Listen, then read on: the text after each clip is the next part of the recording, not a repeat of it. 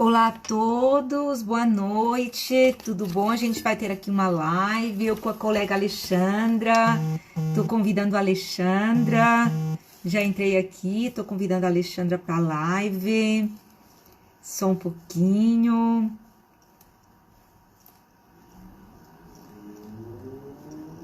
Fazendo aqui o convite da colega.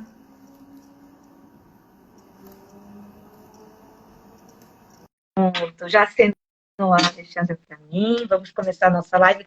Vamos falar sobre compliance trabalhista hoje. A Alexandra também tem um livro de compliance trabalhista. Eu tenho o livro da LTR de compliance trabalhista. A Alexandra também, ela sempre também falou de poder de direção, política da advertência. Então, assim, é um tema que a gente adora, a principal ferramenta, eu entendo hoje do compliance trabalhista, que a gente ama o compliance trabalhista, todas as ferramentas, inclusive a ferramenta política da advertência. Então, a gente vai aqui conversar um pouco, inclusive chamando a importância do compliance trabalhista neste momento que a gente está vivendo de Covid-19. Boa noite, Alexandra, tudo bom, querida?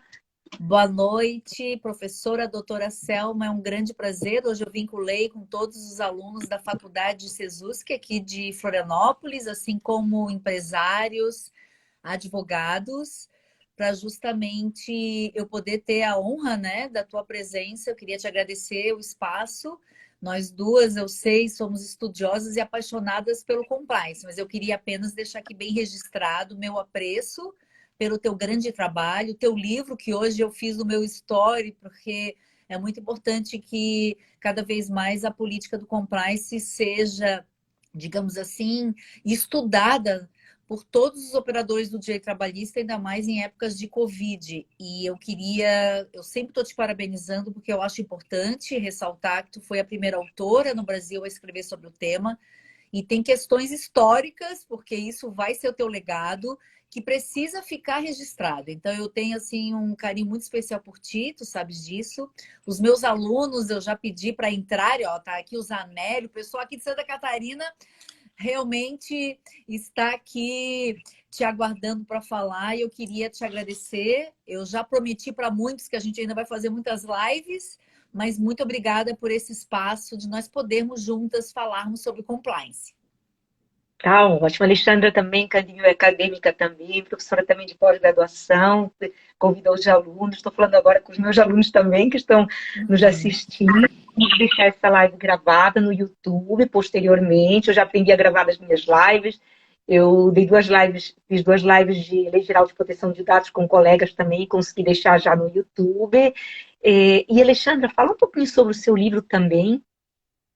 É bem importante, até aproveitando o link com o trabalho do compliance, que faz um tempo, faz um ano, que eu venho estudando as práticas de compliance, seja como professora ou principalmente como advogada militante nas empresas. E eu escrevi um livro que seria as questões disciplinares, que seria a rescisão por justa causa. Apesar que, tecnicamente, professora Selma, nós precisamos realmente respeitar a terminologia no direito trabalhista, mas eu sempre entendi que a justa causa, e a metade da minha obra praticamente é sobre Uhum. como os gestores de uma empresa ou como os operadores do direito, como nós advogados, professores, não importa qual a profissão que você se encontra, como entender a política de advertências, como entender o poder disciplinar do empregador, como entender não só entrar na justa causa, porque o grande problema hoje que eu vejo é que nós temos o artigo 482 da CLT.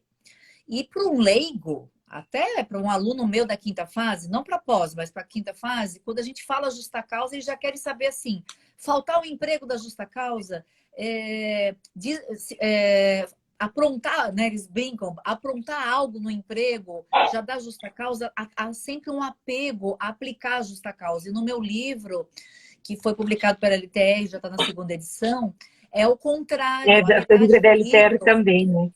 E isso é para justamente a gente entender que a justa causa é uma nomenclatura, que eu acredito que você também corrobora com a minha posição, é uma nomenclatura que foi usada, que é o último respiro do empregador face a alguma conduta que a gente pode chamar abusiva ou ilícita do empregado, mas digamos assim, não que necessariamente a gente precise já aplicar a justa causa. O grande caminho é a questão pedagógica, por isso que faz um tempo, Uhum. quando eu publiquei o livro, que eu comecei a ser tua fã, justamente porque eu encontrei uma profissional também acadêmica, que está estudando aquele olhar preventivo e pedagógico. Então, seja a minha obra sobre a justa causa, e eu encontrei muita sintonia com a tua e as tuas publicações, é o nosso olhar, que eu nunca vou me esquecer de uma frase, eu sempre repito que eu aprendi contigo, e eu vou replicando, e é muito bom que tem teus alunos aqui presentes. Nós temos que entender que compliance é investimento, assim como a política de advertências, Exatamente. porque não adianta a gente ver uma E assim, publicação.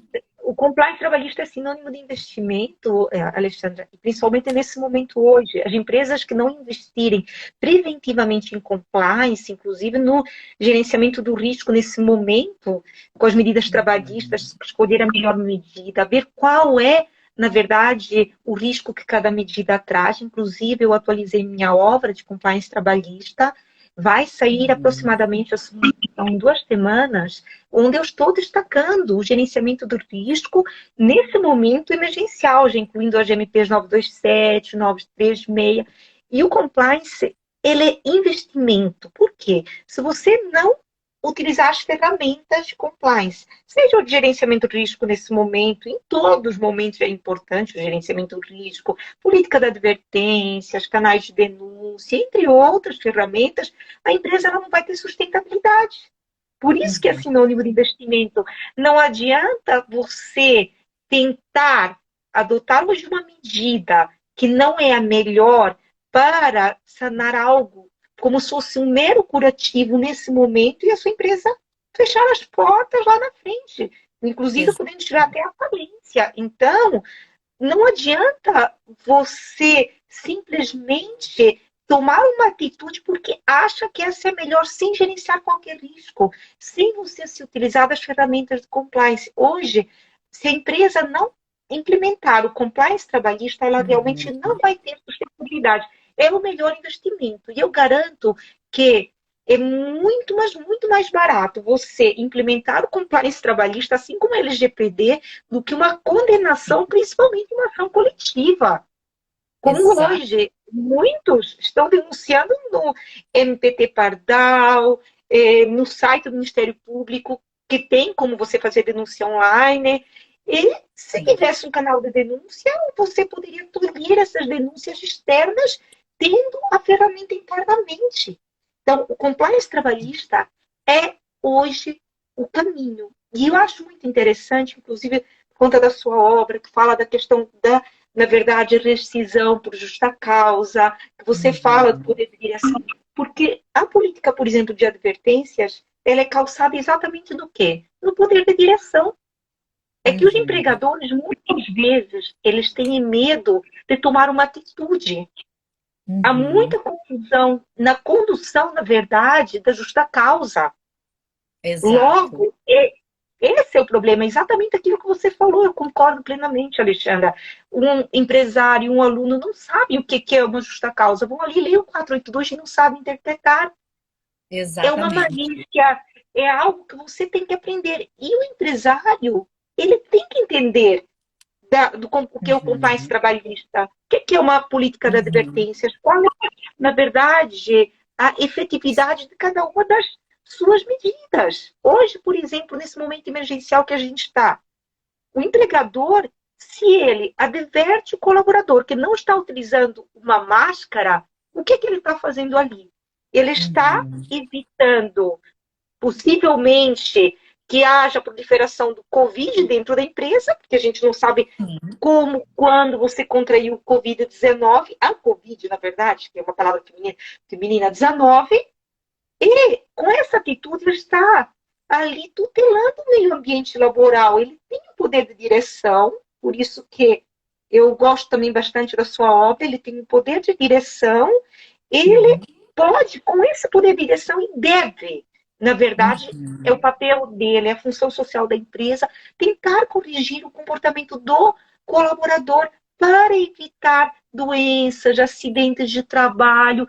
E, inclusive, na questão do Covid-19, a gente tinha aquele artigo 29, que Sim, trazia que não havia, na verdade, ali a presunção do nexo causal, que, na verdade, não seria uma doença ocupacional caso o colaborador contraísse o Covid-19 dentro da empresa. Só que se exato. você tem um hospital que não está dando máscaras, luvas, álcool gel, e ali o empregado ele tem um contato Uhum.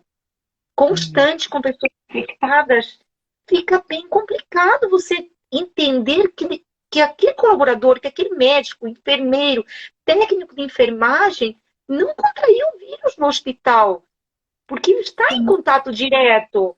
Inclusive, mesmo antes de ser suspenso o artigo 29 da MP 927, eu já entendia que nessa situação haveria uma presunção, sim, sim, porque o exatamente. empregador tinha obrigação, e temos dois lados.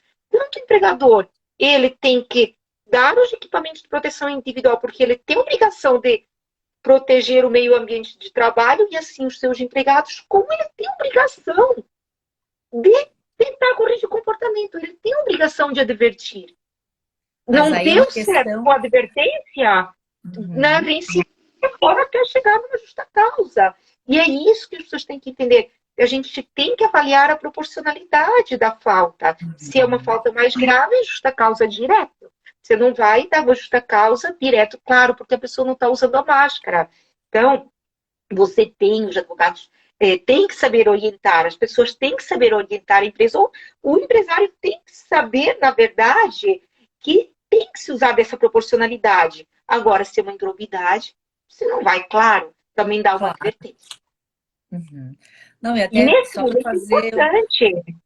Sim, assim, só fazendo um link com a tua fala, que eu até, como eu queria dizer, o compliance nisso tudo, ele acaba sendo, digamos assim, o novo olhar da advocacia, porque desde o momento, nós já fizemos uma outra live juntas sobre as medidas provisórias, e nós duas temos o mesmo perfil, e inclusive sobre hoje o assunto, né, as questões de política de advertências, que o grande papel do empregador, é por isso que eu falo que o compliance na advocacia, né, para nós, para os colegas advogados, estudantes que estão nos assistindo, por que ele está chamando tanto atenção? Porque é uma maneira diferente de nós lidarmos com o direito trabalhista, sempre numa visão preventiva, mas atuante. Não é aquela preventiva, tipo, eu recebo um e-mail e vou dar uma consulta. O compliance, quando a gente fala que é um investimento, eu sei que tu vais concordar, porque eu conheço a tua obra, fui no teu curso e eu conheço a tua linha. Por que é um investimento? Porque o advogado, ou operador, ou um gestor, porque não necessariamente precisa ser só um advogado para conhecer o compliance, ou principalmente trabalhista, ele naturalmente nasce do compliance uma nova cultura. Então é por isso que a gente sempre, quando fala do compliance, a gente quer se distanciar no bom sentido do judiciário, para que o gestor, o empregador, o empresário ou o advogado possa oferecer um apoio maior ao cliente. É por isso que uma das suas publicações sobre esse tema que você está falando, que é a doença do trabalho, eu me lembro que você foi uma das primeiras a publicar. E olha só que interessante, depois veio a MP, depois agora veio o STF para ressaltar a tua preocupação, porque o teu olhar não é antecipar uma lead, é antecipar o quê? O cuidado do compliance, que é algo a mais para a Exatamente. gente usar. E aí eu lembro da tua obra, eu sou obrigada a citar a tua obra, porque ela é um ícone, que tem os princípios trabalhistas, que a gente muitas vezes pergunta, onde é que essas mulheres estão tirando isso, né? Seja eu ou você, onde é que elas estão tirando esses princípios? E a tua obra é muito bem colocada, que tem a dignidade do ser humano. Independente se é minha advocacia empresarial ou não, eu tenho que saber trabalhar com os fundamentos do direito do trabalho. E é isso que eu falo muito para um empresário que pode estar agora me assistindo, você, né, que é doutora, você sabe, não, a gente não quer aqui, nem numa live, garantir a alegria de todo mundo. Não é isso, é uma consciência. E aí eu te pergunto se tu concorda comigo, é uma consciência preventiva de compliance. Quando a gente tem essa consciência, a gente trabalha com os princípios trabalhistas, nós trabalhamos com a lei, mas é evidente, sempre, digamos assim, em sintonia com o judiciário, porque nós precisamos da segurança ao que nós falamos. E muitas vezes eu tenho que me despir de alguma coisa minha pessoal, que eu, Alexandra, ter uma convicção, mas quando eu estou em compliance, eu tenho que pensar no bom nome da empresa.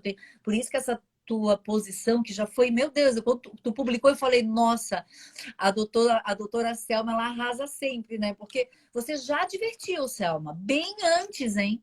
Que essas questões da Covid não é só pegar lá a MP e aplicar, tem que tomar muito cuidado. E as questões da doença do trabalho, nexo causal, e inclusive o nosso amigo Luciano Viveiros me passou, acredito que também para ti também, uma tabela que isso me assustou, como está nascendo novas ações trabalhistas pela ausência de compliance. Aí Exatamente. vou te devolver aí a palavra E que eu que melhor... acredito que tu tens muito para falar.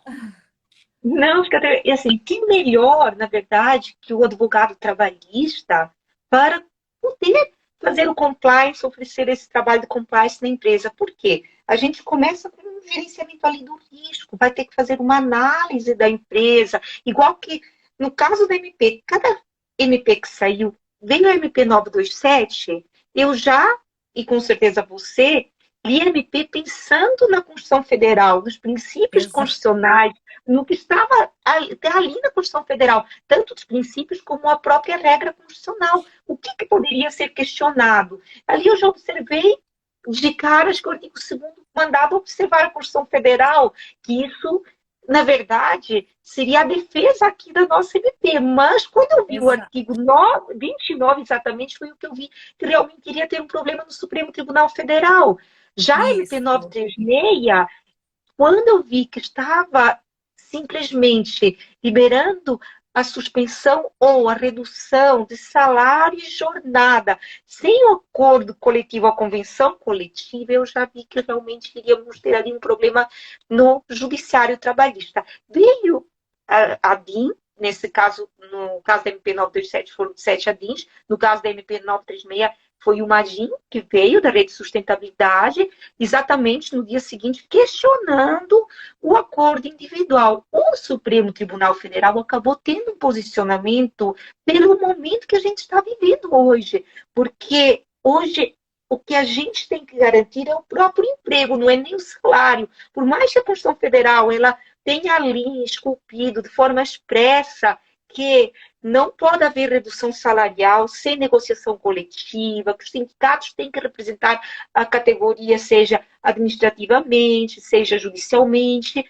todos esses princípios que a gente tem ali no artigo 7º e 8º, nesse momento, o Supremo Tribunal Federal se posicionou de outra forma, levando em conta outros princípios para dar uma segurança jurídica maior, não só às empresas, como ao próprio emprego das pessoas. E pensando ali na questão até que foi levantada da própria garantia de emprego que existe quando você faz uma suspensão. Há uma garantia maior de emprego quando você suspende, o contrato reduz, porque a pessoa pelo menos vai ter a garantia e se não tiver o emprego, a indenização compensatória por um período equivalente àquele que o contrato foi suspenso, de trabalho foi suspenso, ou teve redução de salário e jornada proporcionalmente. Então, por essa razão, o Supremo Tribunal Federal se posicionou dessa forma e deu maior segurança jurídica às empresas no acordo individual, naquelas situações em que é possível ter 3 salários mínimos,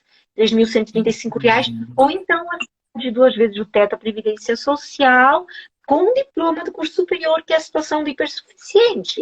Ou porque um é hipersuficiente, ou porque o outro não tem tanto prejuízo. Por isso, esse posicionamento. Mas, quando eu olhei MP, eu já visualizei realmente esse risco no judiciário trabalhista. E é assim que a gente tem que analisar. Em todos os pontos, por exemplo, na questão do teletrabalho, eu entendo que a melhor opção, sempre que é possível, se você tem um empregado no escritório administrativo, jurídico, RH, que pode trabalhar de casa, é a melhor opção. Sim. O teletrabalho é a melhor opção, só que você tem que gerenciar sempre o risco. Ali você vai colocar seu colaborador de teletrabalho, mas você tem que passar para ele um treinamento para ele saber como lidar com os dados dos clientes, cuidado com compartilhamentos, para quem está compartilhando dados, usar uma VPN, passar tutoriais também sobre proteção de dados, questão de uma cadeira, doença ocupacional. Você pode, inclusive, pedir uma foto da estação de trabalho daquele colaborador. Porque senão, se você não tiver todos esses cuidados nesse momento, lá na frente, você pode ter o quê? Uma ação trabalhista e uma reparação civil por uma doença ocupacional decorrente desse momento. Igual o WhatsApp, eu falo, cuidado, porque hoje o que a gente tem, na verdade, é o home office, e muitas vezes o empregado, ele estava sendo controlado no emprego, e continua quando estava sendo controlado, como quando estava trabalhando internamente. E se ele É bem está sendo interessante. controlado, só para puxar a ideia, se ele estava sendo controlado, ali a gente não vai aplicar o artigo 62 da CLT, como fala a MP, como fala a própria CLT. E o parágrafo 5º, se um empresário lê o parágrafo 5º do artigo 4 da MP 927, vai ler que não há hora extra se você passa o WhatsApp fora de hora, se você passa o e-mail fora de hora, só que não há hora extra se você não controla, senão pela primazia da realidade, vai sim ter a hora extra. Desculpa, Alexandre, pode falar. Não, é só porque eu às vezes não me aguento, porque como eu gosto da tua fala, a tua posição preventiva, e eu só queria, na verdade, só fazer um link com a tua fala no seguinte sentido, né? Por isso que sempre é um prazer estar fazendo as lives contigo, porque tu vai falando e já vai vindo, parece assim que vem uns desenhinhos aqui em mim, quero falar tal coisa, porque o que eu vejo, né? E eu gosto de passar muito para os acadêmicos, principalmente de pós-graduação, que justamente a pessoa, o profissional em compliance, ele não olha a lei secamente e vou aplicá-la. O nosso cuidado sempre vai ser, até eu fiz um esquema que é a pirâmide da Constituição Federal, a gente tem que olhar a Constituição Federal. E aproveitando, a maioria dos ministros, os que votaram a favor da constitucionalidade da MP 936, com relação à questão sindical que você estava comentando, e eu vou citar dois. Eu sempre falo que as minhas falas não são políticas, não estou querendo. São as que eu lembro, né? Mas as falas que mais me chamaram a atenção foi da ministra Carmen Lúcia e do Alexandre de Moraes, que eles deixaram bem claro que na questão trabalhista das MPs, o princípio que fez com que eles, inclusive, respaldassem as MPs e os acordos individuais foi justamente as questões relacionadas à manutenção dos empregos, que aí eu tenho falado para os meus alunos, seja em nível de pós ou de graduação, que em épocas de Covid, que é o que nós estamos discutindo agora, não é mitigar o direito trabalhista. O que a gente precisa é, paralelo aos princípios do direito trabalhista, a gente precisa ter uma visão de que tem outros princípios, acima, inclusive, do direito trabalhista, que vão adentrar junto no compliance, que é a segurança jurídica. Nós estamos tendo um exemplo claro e, digamos, prático do Estado na relação de emprego, que é com as medidas de suspensão contratual, por exemplo, em que há o benefício emergencial do governo. Então, para o Supremo Tribunal Federal, e eu fiz questão de assistir, poder falar algo sobre a inconstitucionalidade, eles usaram outro princípio, que foi a segurança jurídica. Também existe a questão que você bem falou, Selma, que é a questão das empresas, que é a função social da empresa. Se nós formos adentrar não em assuntos de mídia, de jornais, se nós formos como estudiosos do direito trabalhista e ir para as questões constitucionais, independente, que eu sei que até pode ter aqui no nosso público alguém que acha que está sendo muito ruim o que nós estamos vivendo, ou é contra uma suspensão, uma redução, há que ser técnica. Eu sou técnica. Por isso que eu fico tranquila numa live, fico tranquila numa palestra. Eu sempre digo para os alunos, eu vou ser técnica. E, tecnicamente, nós estamos vivendo uma calamidade pública que, por enquanto, vai até dezembro de 2020, literalmente no texto. Como você falou, existem outros princípios. Então, se nós falarmos de suspensão, se falarmos de redução de salário, falarmos de... A única questão que deu mais polêmica não foi a 927, que era questões unilaterais do empregador. Pegou a questão do salário, que é um direito constitucional, o que aconteceu? E você já tinha falado na outra live. Vamos ter assuntos sobre inconstitucionalidade. Aconteceu, é claro, entre a nossa última live até agora, o Supremo Tribunal já se manifestou, mas o que nós vimos? E aí eu vou voltar para você falar, foi o que você já tinha falado. Tem até uma pergunta de um espectador, depois que eu gostaria de... Pode concluir a ideia, que eu vou responder. Tá, eu pensei que você ainda ia complementar. Não, eu só ia te elogiar. Eu só ia te elogiar que nós, né, e assim eu gostaria que os nossos alunos que se começassem assim a se, digamos assim, a se apaixonar pela área do compliance, é que nós não nos damos ao luxo de seguir só o direito do trabalho, a gente tem que ser interdisciplinar. Então, nessas horas, é muito importante essa visão dos princípios gerais do direito, dos direitos O direito constitucionais. constitucional ele é muito importante. Para quem, na Isso. verdade, o que você falou é assim, está perfeito, Alexandra. Uhum. Tanto que eu inicio meu livro falando da questão da adequação à norma, não apenas à norma regra, à lei, mas também aos princípios, principalmente aos princípios constitucionais, da dignidade da pessoa humana, valores sociais de trabalho, porque, na verdade, a gente tem muita decisão que é embasada em princípios, e foi o que aconteceu aqui, Exatamente. exatamente, na decisão do Supremo Tribunal Federal, sempre está tendo uma ponderação aqui de princípios, e a empresa, ela Uhum. precisa bom suporte de compliance, uma orientação no jurídico trabalhista, exatamente por quê? Porque não é só ler a lei seca, você tem que ler a lei interpretando. Como eu falei, quando eu vi a MP 927, a MP 936, eu já li, analisando os riscos, e de acordo com os princípios do direito do trabalho, Exatamente. principalmente da Constituição Federal. Então, é muito importante quem vai oferecer o compliance trabalhista também ter uma boa base de direito constitucional, juntamente com o direito do trabalho. É indispensável, principalmente saber bem os princípios constitucionais. Mas, Uhum. não mudando de assunto, só para atender um Claro. dos nossos espectadores, ele perguntou se, quando a redução é acima de 25%, se é possível, parece que ele perguntou, eu não anotei a pergunta, fazer redução acima de 25% com a presença do sindicato. Na verdade, pode sim ser feita a redução acima de 25%, até a suspensão pode ser feita. A Exato. questão é que, se você tem um salário, se o seu colaborador tem um salário acima de R$ 3.135, aí precisa a intervenção sindical. E Uhum. abaixo de também 2 vezes o teto da Previdência Social, ou até acima se a pessoa não tem diploma de curso superior. Você, Isso. se você tem uma redução acima de 25%, pode ser de 50%, 70%, ali dependendo do valor que você reduz, você tem um benefício emergencial que pode ser zero abaixo de 25%, a partir de Uhum. 25%, igual o maior vai ser de 25% benefício emergencial, 50% ou mais vai ser 50% benefício emergencial, e a partir de 70% ou mais vai ser de 70% benefício emergencial. E esclarecendo, não sei se alguém também tem essa dúvida, o valor do benefício emergencial, ele é relativo àquele que seria pago de seguro-desemprego caso o trabalhador houvesse sido dispensado sem justa causa e tivesse preenchido os requisitos do seguro-desemprego. Nesse Exato. momento, não há necessidade de serem preenchidos os requisitos do seguro-desemprego.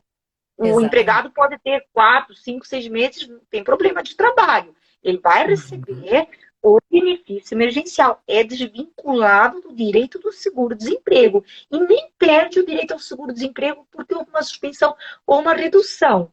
Mas o Exato. valor, o cálculo é que tem, na verdade, ligação com o do seguro-desemprego. E a pergunta foi se podia reduzir. Sim, pode reduzir em qualquer um desses percentuais. A questão é que pode ser por acordo individual até R$ 3.135 de salário, que na verdade são 3 salários mínimos, onde o prejuízo não é tão grande para o trabalhador. O empregado que ganha R$ 3.000, contrato Uhum. suspenso, vai receber R$ 1.813, alguns centavos do governo de benefício emergencial. Acima disso, vai Uhum. ter um valor fixo, então o prejuízo acaba sendo um pouco maior, porque a partir de R$ Uhum. 2.676, o seu valor exato, não muda mais o seguro-desemprego, fica em R$ 1.813,03. E tem a Uhum. outra situação que realmente também pode ser por acordo individual, porque é aquele que tem, na verdade, uma consciência maior, que é hipersuficiente do que ele está fazendo, porque ganha acima de 2 vezes o teto da Previdência Social e já é uma pessoa com diploma de curso superior. E Entre até, esses e até só valores, para precisa da só para negociação. Uhum. Não, não, só porque estava dando interferência, desculpa. É que eu não estava te ouvindo. Desculpa, é que eu não Não, estava não, te sim. ouvindo. É que Não, imagina, é que assim, na verdade, o artigo 12 fala é que dispensa a negociação coletiva abaixo de 25%, ou então para menos de 3.135 e Isso. mais de duas vezes o teto da Previdência Social e diploma de curso superior. Fora isso, pode fazer redução de qualquer percentual, mas desde que por negociação coletiva. E eu queria Agora, só mesmo que complementar.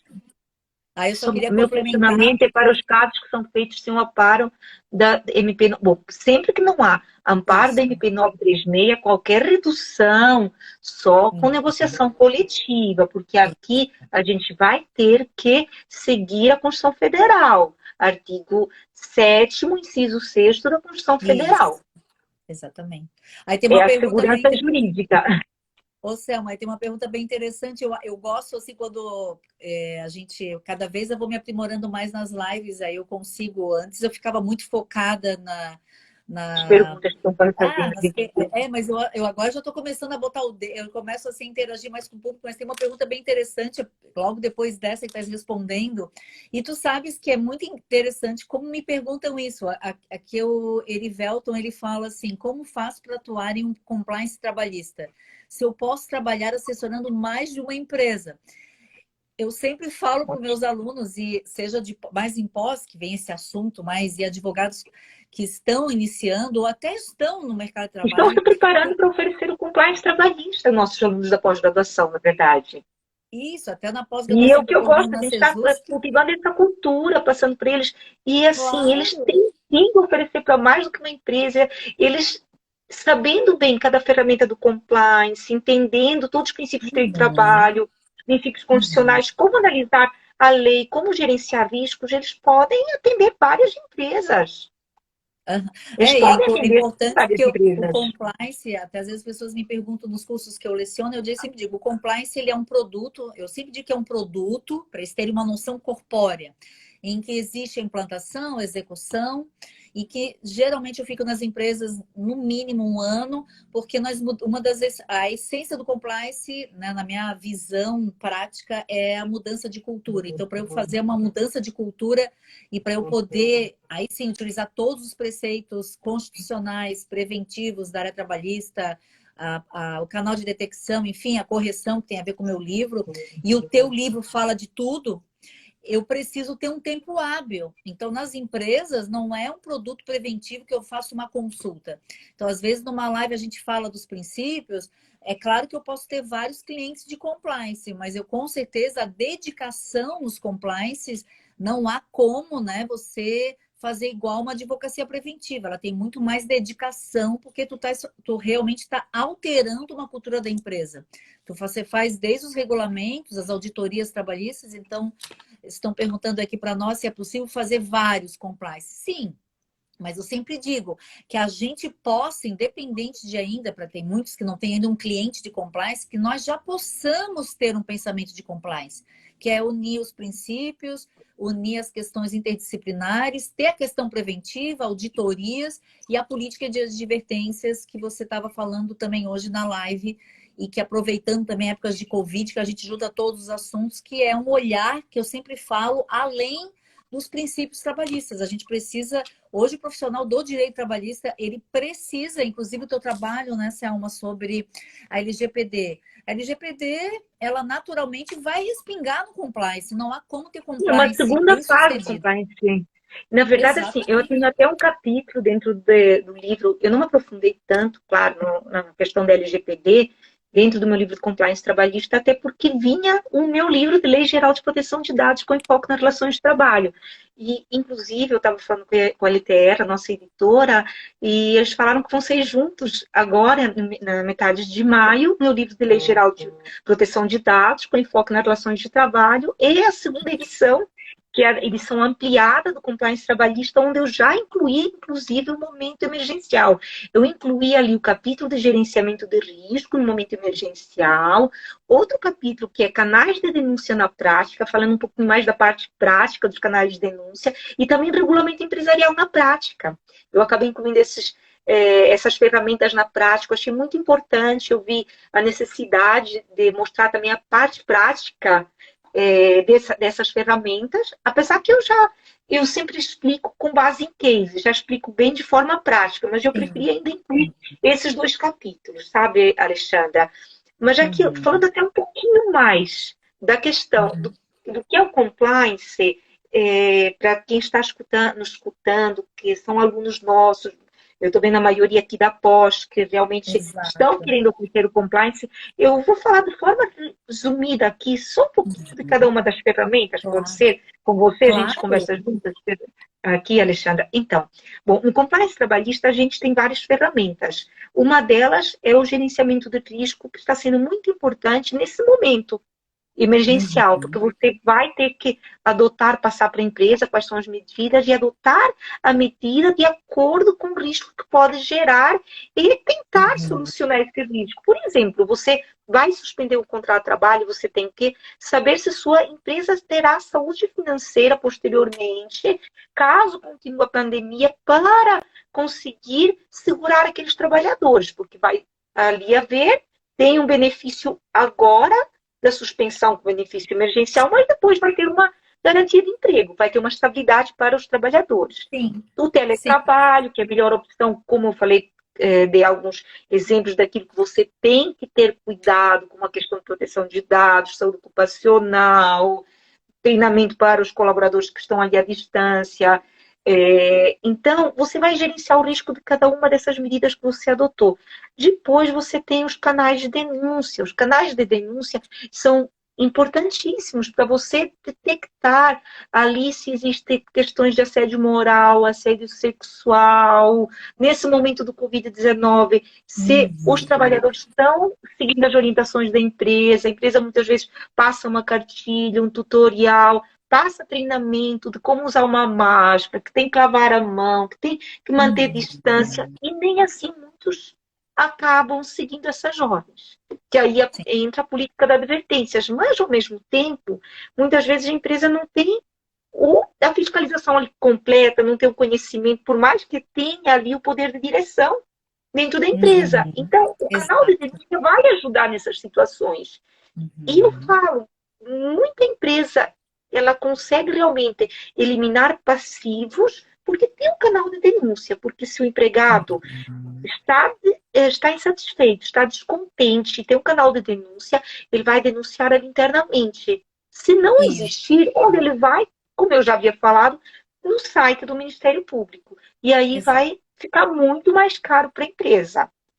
Além E dos aí só, canais de denúncia, aí só aproveitando, Selma, que você sempre fala muito bem na tua obra, que o canal de denúncia, ele acaba atraindo a transparência na empresa também.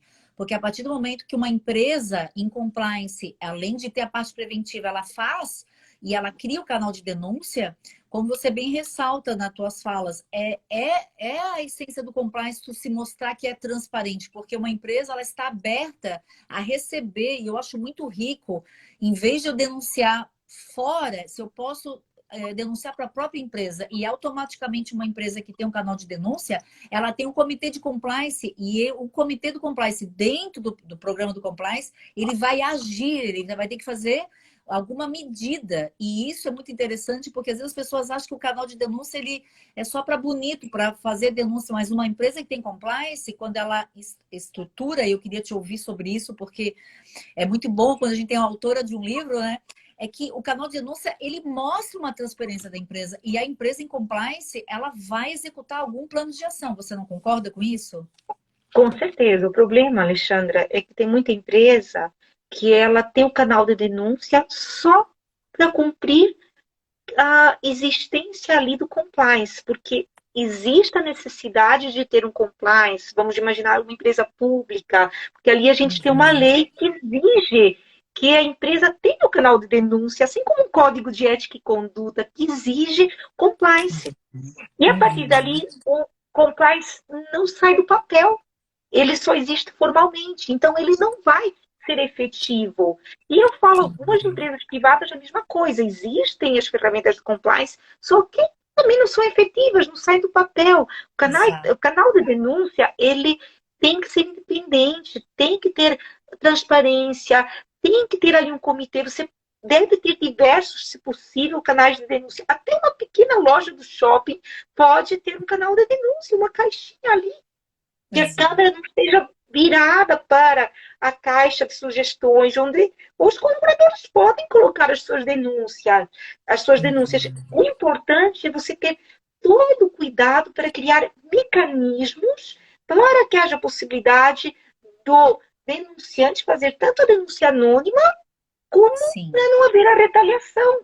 Por isso, a importância, inclusive, Uhum. dos comitês. Tem um comitê de compliance, os comitês serem Exatamente. divididos ali, para nunca o denunciado fazer parte desses Uhum. comitês, do comitê que vai estar tratando a sua própria denúncia. E eles todos têm que assinar ali um termo, na verdade, porque eles não podem divulgar o que está sendo tratado dentro dessa denúncia. Então, para ser efetivo, na verdade, o compliance, como tanto canal de denúncia, códigos de ética e conduta, tem empresa que tem código de ética separado do código de conduta, tem empresa que tem código de ética e de conduta, tem empresa Exato. que tem um guia ainda de conduta, como desdobramento prático, até a própria Petrobras, Uhum. ela tem o código de ética, tem Uhum. guia de conduta. Então, assim, não interessa a forma que você faz. O que interessa é que você Uhum. tenha as ferramentas de compliance, os canais de Uhum. denúncia, que você tenha um código de ética e ou de conduta, que você tenha um Exato. regulamento empresarial, que você dê treinamentos para os colaboradores, porque os colaboradores precisam ser treinados para saberem que existem essas ferramentas e como aplicá-las, e para saberem que o canal de denúncia realmente é independente, que ele funciona, porque senão o colaborador fica com receio de Uhum. sofrer uma retaliação, de que a Sim. denúncia vá para o seu chefe e não vai usar o canal de denúncia. Por isso é importante tanto Uhum. palestras como treinamentos sobre as ferramentas de compliance, inclusive Exato. para a alta gestão, para os gestores em Uhum. geral. Vai começar, claro, da alta gestão, da alta administração, mas todos, até da fábrica, o encarregado de fábrica tem que entender sobre as ferramentas de compliance, de uma política de advertências, quando deve advertir, Sim. como deve usar o seu poder de direção, porque ele está ali representando a empresa. E se ele for Uhum. omisso, ele vai levar o quê? Passivo para a empresa. Por Exato. exemplo, assédio moral. Você vai tudo ir como assédio moral. Canal de denúncia, mais treinamentos de dano moral por assédio moral, Uhum. por É, assédio sexual. e eu acho interessante, tá? Até porque eu vivencio o compliance na prática com as empresas. Eu invisto muito nas funções e nas atividades do comitê de compliance. Por quê? Eu já tive situações práticas que o canal de denúncia, agora eu estou falando da empresa que leva a sério, não na questão documental, usando o princípio da primazia da realidade. É o sonho para mim, tá? Eu digo assim que não é mais sonho, era, mas eu digo quando eu convivo com uma empresa que ela faz o compliance acontecer, tá? Ela tem o canal de denúncia e o comitê é treinado, Selma, porque quando o comitê, aí já É fizeram uma pergunta que eu importante. já vou aproveitar para responder. Ele é interdisciplinar. Geralmente os comitês têm um jurídico, pode ter alguém da CIPA, da Segurança do Trabalho, geralmente tem o RH e a diretoria. Quando todos, ao receber uma denúncia, se a gente tem a prova interna, mesmo com a confidencialidade, cuidando, né, de todas as... Mas a gente tem a É, prova porque de tem que que a ter o empresa termo está de apurando, confidencialidade. e tu pode mostrar para um terceiro. Olha a beleza que é. Aí tu me desculpa a minha animação, mas eu fico super feliz e eu sinto assim, cada vez mais apaixonada pelo compliance, quando eu vejo isso no dia a dia das empresas, que não vira. É como se eu pegasse teu livro e eu transformasse o teu livro, que é maravilhoso, e eu vejo que a empresa ela vai além. O que é além para mim? Ela se aprimora dos princípios do compliance e faz cumprir, ao ponto que eu puder mostrar para ti, Selma, olha, essa empresa ela tem um código de ética, ela tem um canal de denúncia, olha que trabalho lindo que ela fez nos últimos 6 meses. Tem o site dela, treinamento, não importa o grau dos cargos, ela tem treinamento. Quando tem denúncia, ela tem a prova do que aconteceu internamente, quais foram as medidas que ela fez, para justamente, aí vamos lá, se chegar, né? Se chegar um passivo trabalhista, ela poder mostrar que a empresa, além de ter o compliance, não é só na teoria, porque é muito É bonito, na também prática. concordo contigo. É a prática. E isso já acontecia antes do compliance. Não adianta eu pegar e fazer tudo bonitinho na área trabalhista se o dia a dia da empresa é tudo, digamos, desviado. Isso já é um princípio trabalhista. O compliance é a mesma coisa. Não adianta eu incorporar tudo que é o compliance, fazer um programa para bonito. Porque na prática o juiz vai querer saber o quê? Ou o Ministério Público. Quando chega numa audiência e mostra o pacote do caso, né, que está sendo colocado em A empresa discussão, o juiz já olha com outros olhos. é Já é outro respeito à óbvio. empresa. Porque juntar um código de ética, tudo bem, eu sei que dá trabalho, é bonito, mas eu sempre me questiono, e eu questiono as empresas. Vocês estão Tem que sair do praticando? papel Eu o fico. compliance. Exato, exato. E Então posso eu completar a acredito sua que. ideia aqui, Alexandra? Só não esquecendo, por que que eu falo exatamente que treinamentos e política de advertências são ferramentas de efetividade do compliance trabalhista? Isso, Porque tem muita isso. empresa, isso que eu estou falando é bem importante, que faz, implementa ali o compliance só para dizer que tem o compliance, porque precisa ter o compliance, até para Exato. você ganhar um contrato ali, ou porque é uma estatal, coloca ali o compliance só na forma, mas o compliance efetivamente não existe. E aí, o que, é que a empresa vai ter de compliance, de ferramentas de compliance? Só o canal de denúncia, o código de ética e Mas não adianta. código de conduta, mais nada.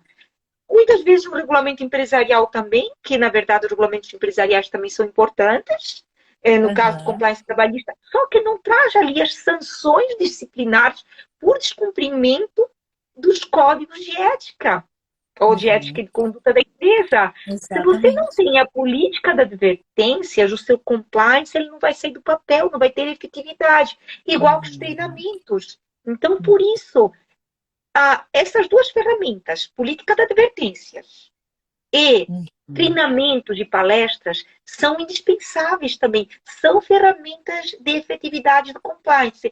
Só de você verificar que a empresa tem apenas o canal de denúncia e um código de ética e conduta e não Não vai tem adiantar. uma política de advertências e não tem os treinamentos, então o compliance não saiu do papel, porque ela não tem as Exato. ferramentas de efetividade do compliance trabalhista. Uhum.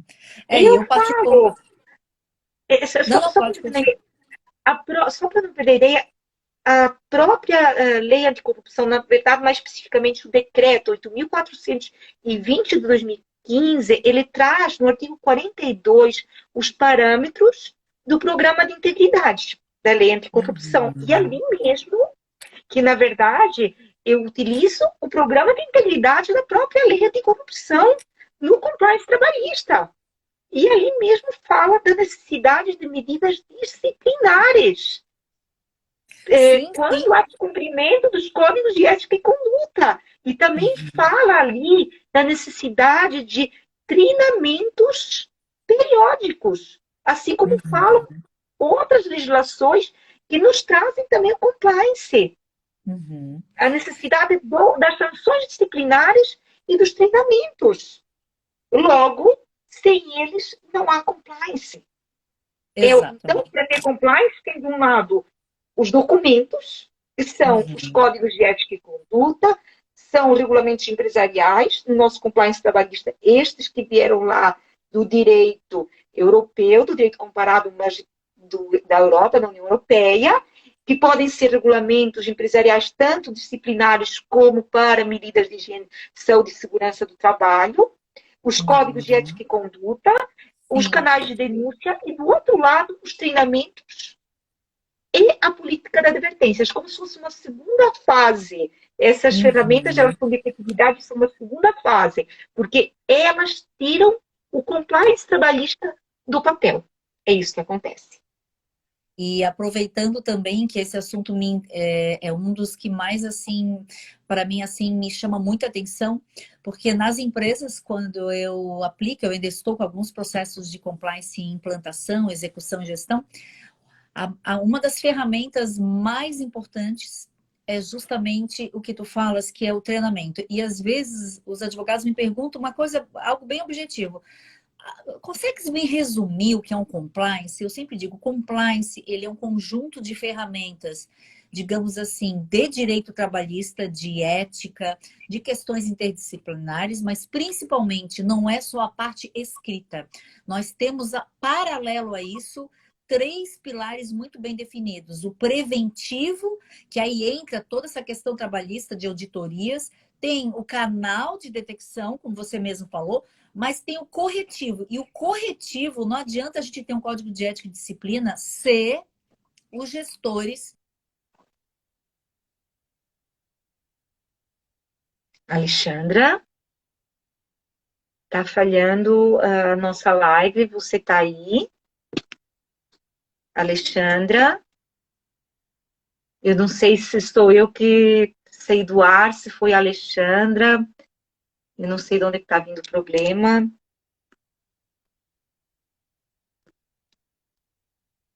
Ou você, ficamos off. Então, eu parei, eu acho que você ficou off e eu estava te chamando. Pode Tá. Então continuar, Alexandra. foi uma questão de conectividade. Não, é só falar assim que os treinamentos é muito importante porque os gestores, eles precisam aplicar de forma uniforme esses documentos do compliance. Às vezes há muita dúvida aí, para algum empregado adverte, para o outro suspende. Eles não conseguem, digamos assim, ter uma uniformidade. Então, eu sempre falo que também tem que treinar gestor. Uma vez eu fui dar uma palestra e perguntei, fiz uma pergunta para eles refletirem. O que seria poder disciplinar? O que é poder diretivo? Eles não sabiam o que é o artigo 2º da CLT. Então, nesse sentido, a gente começa a perceber, Selma, que tem que se investir muito em treinamento com os gestores, concorda? Não é só os empregados no geral. O gestor é aquele que recebe o poder do empregador para disciplinar. Até porque se ele é omisso, se ele não usa o poder que ele tem, que é um direito, na verdade, que ele tem, porque o empregado ele é subordinado de um lado e o empregador tem o poder de direção em troca aí do pacote que ele paga dos direitos trabalhistas. Claro, o empregador não pode invadir a vida do colaborador, ele tem o direito de colher o seu trabalho, que é a subordinação, que vamos dizer como se fosse um polo ali que está antitético, né, que está do outro lado ali do poder de direção. Agora, Exato. ele não pode, por exemplo, proibir um namoro entre colegas, poderia, uma questão ali do conflito de interesses, solicitar que seja comunicado um namoro, caso seja entre o superior hierárquico e o seu subordinado.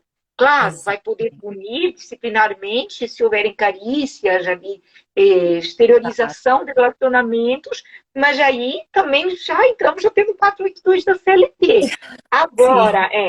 Agora, saindo dessa situação, ele não pode jamais intervir na vida pessoal do trabalhador. Agora, o poder de direção, em troca da contraprestação pecuniária, sendo lícito, dentro dos limites constitucionais, da dignidade da pessoa humana, valores sociais do trabalho, é um direito seu. E o gestor tem por obrigação, na verdade, tutelar o meio ambiente de trabalho, fiscalizar uma utilização de um EPI. Ele, na verdade, tem como papel ali coordenar, fiscalizar, tutelar o meio ambiente laboral. E se ele é omisso, ele vai trazer passivo para quem? Para a empresa. Uns trazem passivo por ação, como uma prática de assédio moral, assédio sexual, e outros por omissão. Até numa questão de um assédio moral, por exemplo, horizontal. Imagina um colega que apelida outro por um nome pejorativo, discriminatório. O seu gestor deveria adverti-lo. Então, ele não está cumprindo o seu papel. E a empresa, ela é que vai acabar pagando essa conta, porque, na verdade, o empregador paga e é responsável objetivamente pelos atos dos seus prepostos ou dos seus empregados. Então, é importantíssimo treinar os gestores para eles saberem como lidar com as ferramentas de compliance trabalhista, principalmente saberem do que é e como agir dentro do seu poder de direção da política de advertências. Então, a partir do momento que você implantou as ferramentas de compliance que estão no papel, junto com o canal de denúncia, você tem que dar os treinamentos sobre estas ferramentas. Para os empregados subordinados saberem que elas existem e como utilizar, como fazer uma denúncia, e para os gestores saberem também aplicá-las. tanto um Exato. regulamento empresarial, como um código de ética e conduta, como uma política de advertências. É indispensável. E eu garanto que a empresa que tiver um compliance trabalhista, ela está investindo e Com ela vai certeza. minimizar totalmente, praticamente eliminar o seu passivo. Então, por Uhum. isso que eu falo que compliance trabalhista realmente é sinônimo de investimento. Com Porque certeza. você não sabe quanto economizou, mas uma ação Uhum. trabalhista, ela sai mais cara, principalmente uma ação coletiva, uma apenas, do que Com se certeza. você tiver ali o compliance trabalhista. E os advogados, eles podem até fazer uma... Até teve um espectador nosso, um aluno, acho que até era um aluno seu, que perguntou como ele ofereceria o compliance trabalhista para as empresas. Pode ter um e-book, ele pode ali fazer uma Claro. demonstração sobre o que é compliance, cada uma das ferramentas, Uhum. os benefícios do compliance trabalhista, prejuízos por Uhum. falta de um programa de integridade, do compliance trabalhista. E aqui os prejuízos tanto são financeiros como na questão de integridade, porque boa imagem e reputação é o maior ativo que uma empresa pode ter. Ela acaba trazendo lucro à boa imagem e reputação, porque ali ela está investindo para novas, na verdade, relações até comerciais. Então, o compliance Uhum. trabalhista hoje é o único caminho para as empresas. E é o Com caminho para os certeza. advogados que atuam na área trabalhista, oferecerem Uhum. o compliance trabalhista e suas ferramentas. Não, Cultura de acordo trabalhista não funciona mais. Imagina, Alexandra, quando vier a LGPD, com as nossa, altas indenizações que vão vir. A gente está exatamente. visualizando já nas relações de consumo, onde a gente já tem o Marco Civil da internet, mesmo ainda Sim. assim uma legislação mais sólida, como a gente vai ter a LGPD, que agora foi adiada por uma MP para 3 de maio de 2020, mas não esqueçamos que também é uma medida provisória que ainda vai ser votada, e as Uhum. empresas que não estiverem adequadas, elas realmente elas não vão ter qualquer sustentabilidade.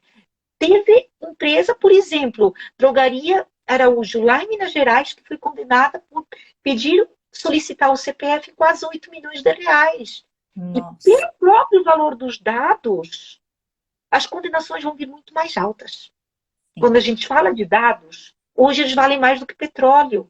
Então, Com por certeza. esse o bem ter um valor mais elevado, vai ser isso utilizado como parâmetro no momento da condenação. Com Então, certeza. é importante hoje e sempre a gente ter um compliance trabalhista. Alexandre, deixa eu te fazer uma pergunta. Quanto tempo a Hum. gente tem? Porque não está aparecendo aqui para mim. Eu estou preocupada. Para A mim gente também fica com não. Eu ia tempo. até te avisar que a gente vai ter que fazer outras lives, porque o público está adorando o nosso assunto de compliance, porque a gente tem Podem muito ainda contar para com a gente colaborar. sempre. E aqui eu acho que vai faltar um minuto ou dois, porque as lives pelo Instagram elas são limitadas no tempo. Para mim não está aparecendo, mas se eu não me engano, vai faltar uns 2 minutos que eu estou contando num relógio à Pelo parte, tá? relógio já passou das 8 e a gente entrou, É, eram 7:02. já Então, vai desligar. vamos Mas fazer eu só, outras lives, convidar os nossos alunos, a maioria aqui com são alunos nossos da certeza. pós-graduação, Aham. realmente eles aprenderem mais sobre compliance, assim como as empresas. É indispensável para vocês se Uhum. aprofundarem no compliance. Hoje é o caminho também da advocacia trabalhista. Então, a gente Exatamente. quer ajudar vocês, como autoras de livros de compliance trabalhista, a aprenderem mais sobre essa cultura. Contem com a gente, isso que eu gostaria de falar. E eu vou dar uma boa noite aqui para todos aqui. Eu já vi vários alunos meus aqui em Santa Catarina. Eu estou muito feliz de estar com a autora, a primeira autora trabalhista sobre compliance trabalhista. Vou falar meio rapidinho para não cortar. É uma grande honra para mim como professora estudiosa. Estou muito feliz. E eu sei que nós duas ainda vamos aprontar muito por lives para poder... É um propósito para nós, né, Selma? Professora, que a gente Cultivar o possa fazer compliance com que... trabalhista. É Exato, isso mas que a gente aguardem que nós pretende. vamos, nós vamos fazer mais ainda juntas, porque é algo que precisa ser multiplicado. Quanto Vamos mais tentar fazer uma live pessoas, por mês, Alexandra. vamos Vamos fazer sim, cultivar o mas compliance trabalhista no Brasil. Essa é a minha intenção, a nossa intenção. ótimo. Pode contar comigo, tá?